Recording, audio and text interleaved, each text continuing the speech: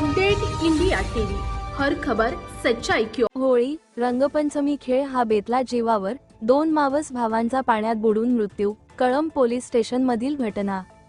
कळंब तालुक्यातील खोरद येथील तलाव्यात आंघोळकरिता गेलेले पंकज अशोक झाडे झाडगाव, जयवंत पंढरी धनफुले माडी, प्रवीण अरुण भोयर खोरद, पवन घोटेकर झाडगाव, सागर वसंत घोटेकर झाडगाव हे 5 जण रंगपंचमीचा खेळ खेळून खोरद येथील तलाव्यात आंघोळी करता गेले होते.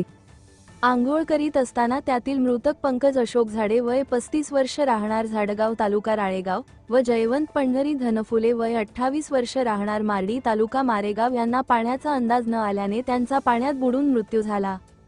त्यापैकी पंकज झाडे यांचा मृतदेह मिळाला असून जयवंत धनफुले यांचा मृतदेह अजून मृतांकन करीत पर्यंत मिळालेले नव्हता. सदर मृतदेह शोधकार्य सुरू आहे.